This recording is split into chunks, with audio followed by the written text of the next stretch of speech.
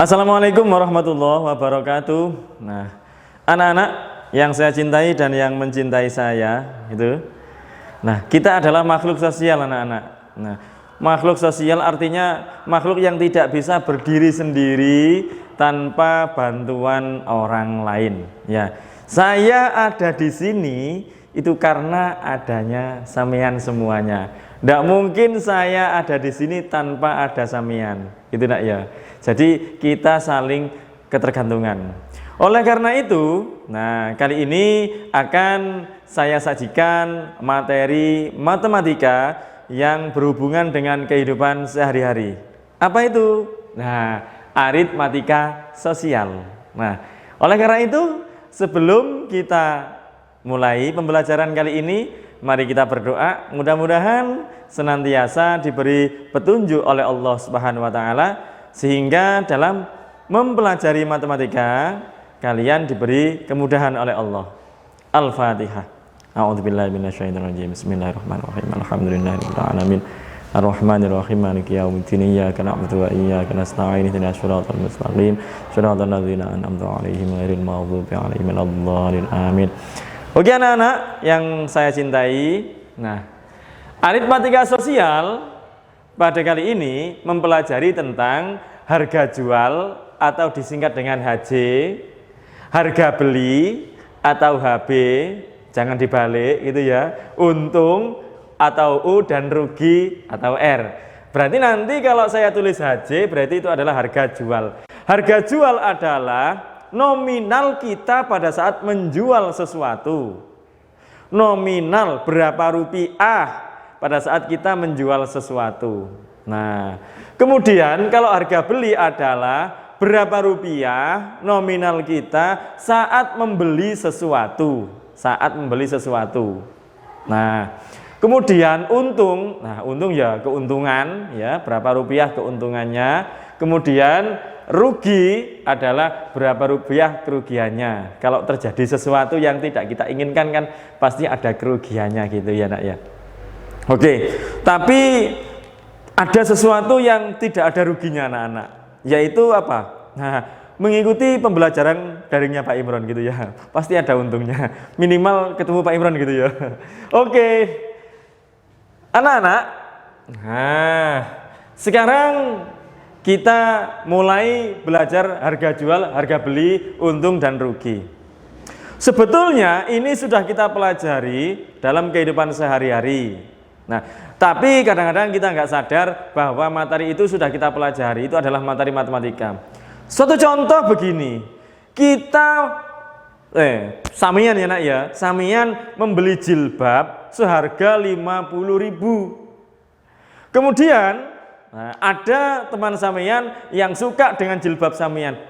Jilbabmu kok wapi? Nah, beli berapa? Saya belinya 50.000. Nah, kalau gitu jilbab itu saya beli ya. Nah, kalau saya beli 50.000, saya jual ke kamu 60.000 bagaimana? Oh iya, enggak apa-apa. Nah, belinya 50.000, dijual dengan harga 60.000. Kira-kira keadaan tersebut untung apa rugi nak? Nah, yang jelas keadaan tersebut adalah untung. Untungnya berapa rupiah? Nah, 10.000 rupiah. Dari mana 10.000? Dari 60.000 harga jual dikurangi harga belinya 50.000. Untungnya 10.000. Sehingga dapat kita simpulkan bahwa ya, untung sama dengan harga jual dikurangi harga beli. Nah, dari rumus ini bisa kita kembangkan. Kalau mencari harga jual berarti untung ditambah harga beli. Kalau mencari harga beli sama dengan harga jual dikurangi untung. Nah, inilah kondisi kondisi jual beli dalam keadaan untung. Nah, ini kondisi jual beli dalam keadaan untung. Dalam keadaan untung. Nah, Ini kondisi jual beli dalam keadaan untung. Apa ciri-cirinya kondisi jual beli dalam keadaan untung itu? Nah, ciri-cirinya adalah harga belinya lebih kecil daripada harga jualnya. Ini ciri-cirinya. Harga beli lebih kecil daripada harga jual. Kalau belinya lebih kecil daripada harga jualnya, maka bisa dipastikan jual beli tersebut dalam keadaan untung. Nah, sekarang kita lanjut. Nah, suatu hari, seseorang membeli sapi seharga 12 juta. Membeli sapi seharga 12 juta. Karena sakit, sapinya kena corona mungkin gitu ya. Karena sakit, kemudian sapinya itu dijual dengan harga 10 juta daripada meninggal dunia atau wafat. Sapi kok wafat itu ya. Daripada mati, maka sapinya itu dijual dengan harga 10 juta. Belinya 12 juta karena sesuatu hal sapinya dijual 10 juta. Kira-kira kalau dipikir secara akal sehat anak-anak, untung apa rugi? Nah, yang jelas keadaan tersebut adalah rugi. Rugi berapa juta? Ruginya 2 juta karena belinya 12 juta dijual dengan harga 10 juta.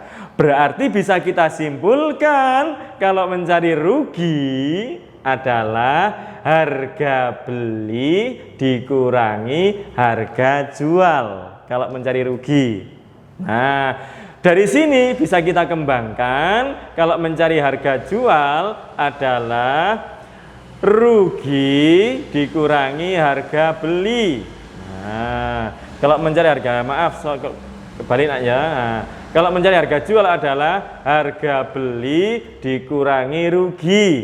Nah, kemudian kalau mencari harga beli adalah harga jual ditambah rugi.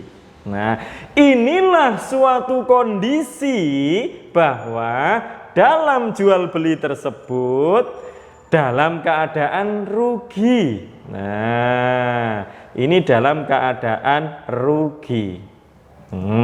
Apa ciri-cirinya dalam keadaan rugi?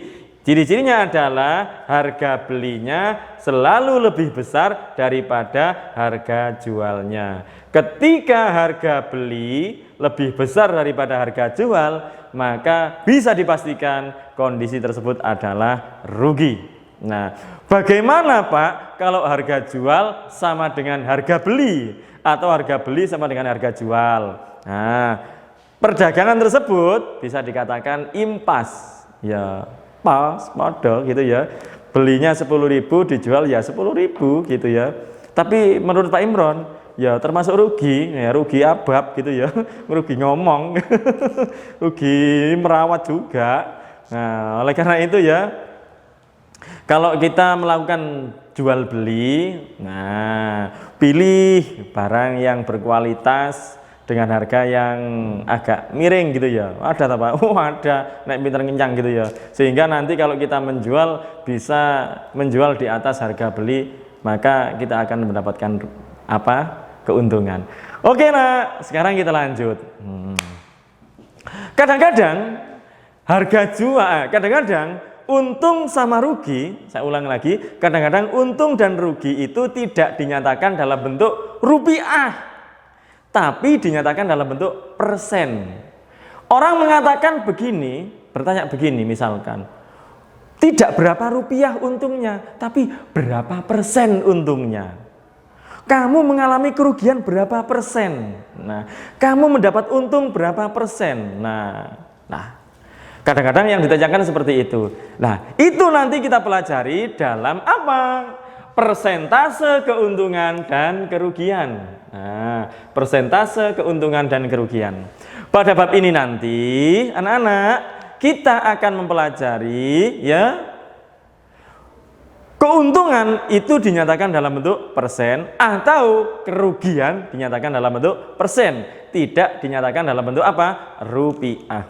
Oleh karena itu saya kasih rumus gitu ya. Nah, Yang pertama, kalau mencari persentase, persentase keuntungan, keuntungan itu sama dengan untungnya berapa rupiah dibagi harga beli kali 100%. Nah, kalau mencari persentase keuntungan, untungnya berapa rupiah dibagi harga belinya berapa rupiah kali 100%. Nah, begitu juga kalau mencari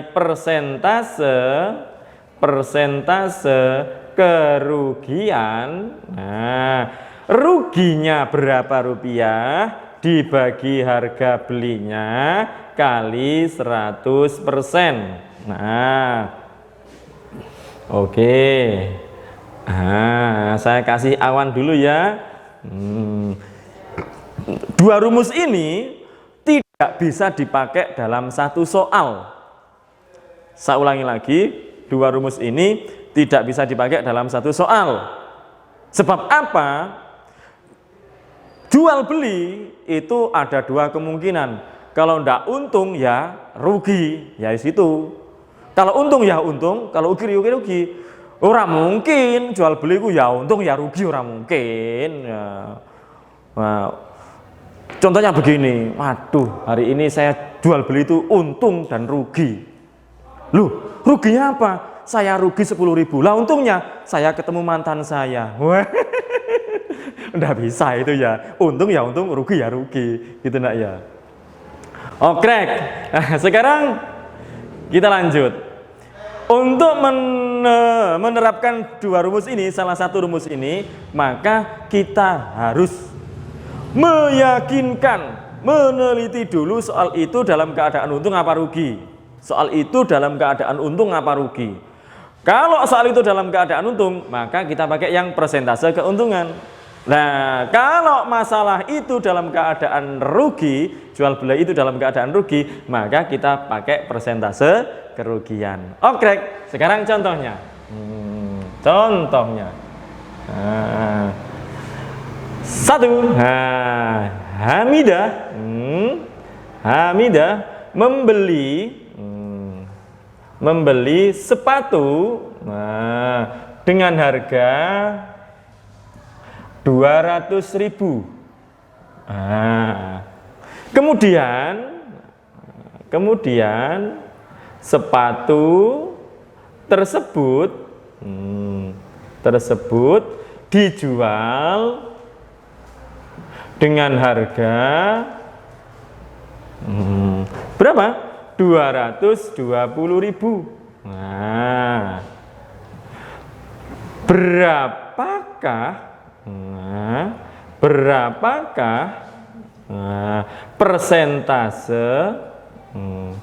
persentase keuntungan atau kerugiannya? Hamidah membeli sepatu dengan harga 200.000. Kemudian sepatu tersebut dijual dengan harga 220.000.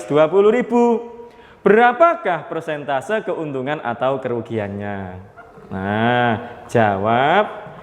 Langkah pertama, kita tulis dulu berapa harga belinya. Di sini 200.000.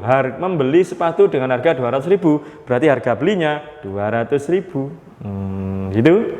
Kemudian sepatu tersebut dijual dengan harga 220.000, berarti harga jualnya 220.000. Nah, dari sini kelihatan anak-anak, dari sini kelihatan belinya 200.000, dijual 220.000. Kira-kira untung apa rugi? Kira-kira untung apa rugi? Nah, yang jelas ya untung ya, karena harga belinya lebih kecil daripada harga jual. Untungnya berapa? 20.000. Dari mana? 220.000 dikurangi 200.000. Nah, ini sudah selesai Pak? Belum, karena pertanyaannya adalah mencari persentase keuntungan atau kerugiannya. Kalau dalam keadaan untung, ya tidak usah mencari persentase kerugian, hanya mencari persentase keuntungan saja. Nah, ini belum selesai. Nah, lalu kita tulis, nah ini persentase keuntungan sama dengan, tulis dulu rumusnya ya, jangan itu. Nah, nanti lupa gitu ya. Untung berharga beli kali 100%. Nah, untungnya 20.000. Dibagi harga belinya 200.000. Nah, dikali 100%. Nah, ini rumusnya 100%.